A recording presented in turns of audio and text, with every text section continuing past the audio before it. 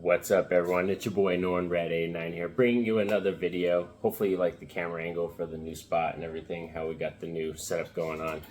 Today, we're going to talk about some of my excitement and the news that we got from San Diego Comic-Con. I believe this happened a few days ago or the weekend. We had a lot of stuff happening, bunch of trailers dropping. Marvel, Kevin Feige had a bunch of news for the whole plans for Phase 5, and it's all the way into Phase 6, I believe.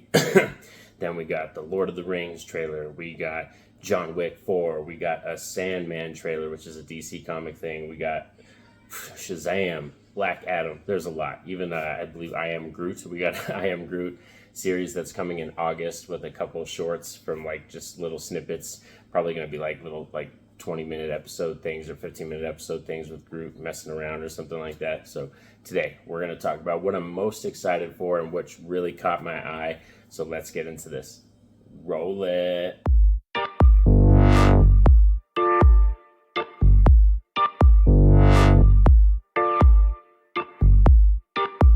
So San Diego Comic-Con was a banger, a lot of cool trailers and a lot of cool information. Probably Marvel stole the show, I think, just because Kevin Feige had a lot of information and everybody was waiting to hear about when, Black Panther was coming, Blade and all that kind of stuff, and when the actual ends of the phases are and the beginning of the next phases, and we got news from all kinds of shows and movies coming. So I think that's why they kind of stole the show, but we also had Prey trailer. We had more info, more stuff about Prey, the Predator movie that's going to be dropping in August. I'm very excited about that for sure because I'm a huge fan of the Predator. That's sci-fi horror, so that's right in the realm of like my second favorite subgenre in horror, and I can't wait to see that movie, and I love the concept that they're going with for that film.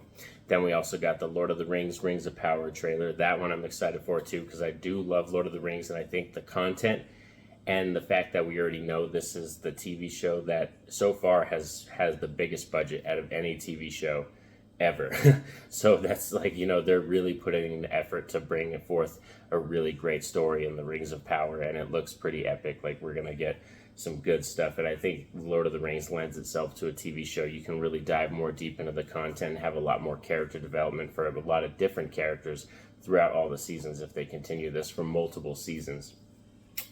Then we also got, I believe, House of the Dragon trailer? Yeah, Game of Thrones, House of the Dragon, which I must confess, I am not a GOT fan. I am not, like, my wife is a huge fan of Game of Thrones. She's seen all of it, and she's super excited. So that's kind of where my excitement leads because I always get into these conversations talking to her about the show and stuff like that. I really haven't committed and watched the show. I've maybe watched like 3 episodes, and that's about it. So it's not one that's high up on my excitement list for me personally, because like I said, I won't really be diving into this one, or maybe when this one's out, maybe I should tackle House of the Dragon first and then watch GOT after it, because that's chronologically how it's supposed to go, I think. And then here's one that was a sleeper. I had no idea. I had no idea, and it seems like a lot of other people had no idea they were making this, but the Dungeons and Dragons Honor Among Thieves trailer with Chris Pine and Michelle Rodriguez. Damn, that was a badass trailer, and like has really climbed up my list as most anticipated. It comes out next year, so it's probably definitely one of my top 10 so far, most anticipated of next year. It comes out March 2023, and it's just like a fun action-packed trailer. It looks like the creators are really going back to that early 90s kind of action sci-fi fantasy style where it was like, here's your crew, here's your team, you got the smart, witty guy, you got someone with powers, you got someone who makes the plan, kind of thing. Like, they went with that classic old school feel, kind of like Gone in 60 Seconds is how I want to describe it. You got your own people, you meet your crew, and then you tackle your mission. We also got the Black Adam trailer, some DC stuff. We had Black Adam, Sandman, and the Shazam trailer. So that was our DC content for the day. And man, Shazam, I didn't really like the first Shazam, and I don't really like Zachary Levi, and just it confirms, like, I love Helen Mirren, and she's the villain in this, and I think Lucy Liu is also in this as well, and man, the trailer confirmed that I'm not excited for this movie at all. Like, I just don't like Shazam.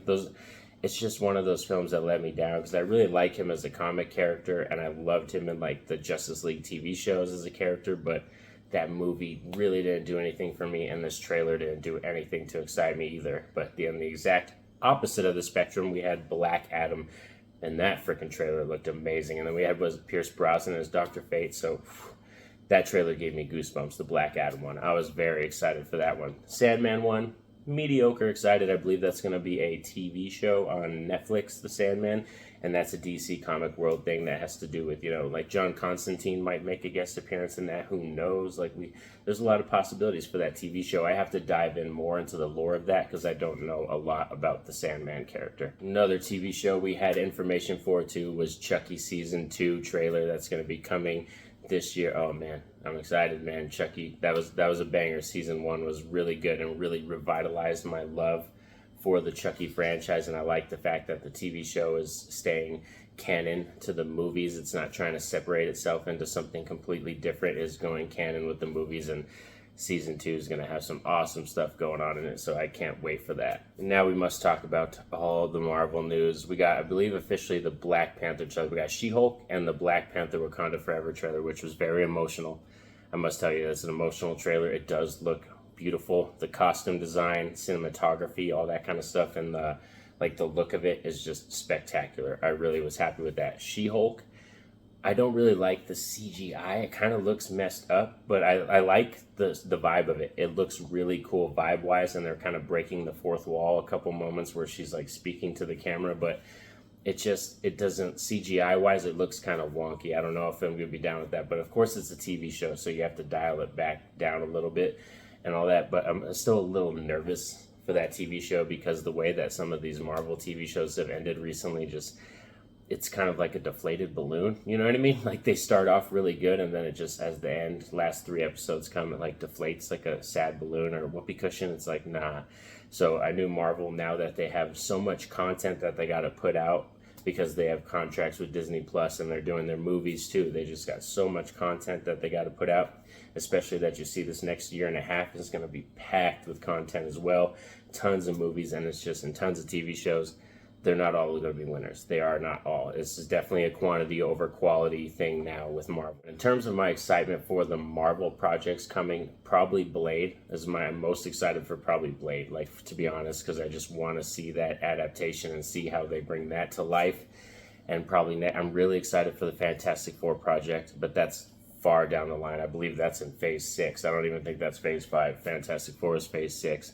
I'm trying to think of something else, like in Phase 5, Wakanda, of course, I'm excited. Like, that's the end of Phase 4, I believe. She-Hulk and Wakanda Forever are ending Phase 4, and then we're going to start off Phase 5 with Ant-Man and Wasp: Quantumania, where we're going to see Kang for the first time. So I just don't think the Marvel Universe is ever going to be as good as it was for me. Like, I really got this high point and hit this high point when Civil War was coming out and Infinity War, just to see the culmination of so much work that they did for like 10, 11 years, you know what I mean? And now I'm not as excited for anything that much. Like, I still want to see the content. I still want to see how some of the stuff comes out.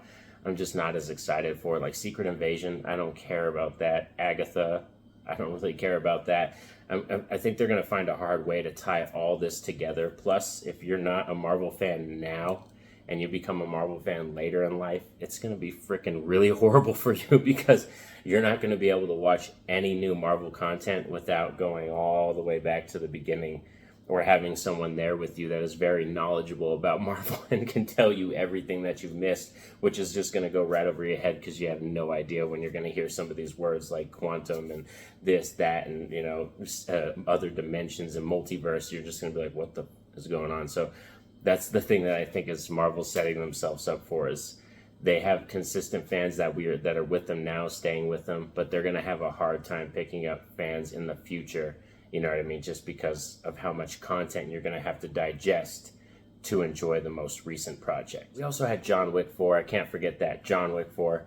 I'm excited for that. That looks pretty badass. Keanu Reeves is right now probably the closest thing that we have to like Jet Li and, how Bruce Lee were, like the John Wick films. And it's more in that realm than even James Bond. I would consider John Wick more in the martial arts realm, with Bruce Lee and Jet Li and all those kind of guys, Jackie Chan.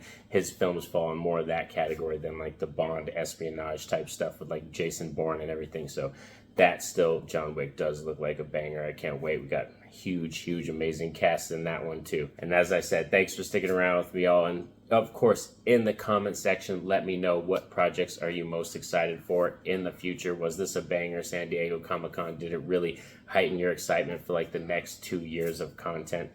let me know. I would love to hear from all of you. And of course, don't forget to like and subscribe so you can get more videos like this. And have a safe and happy day. Peace out.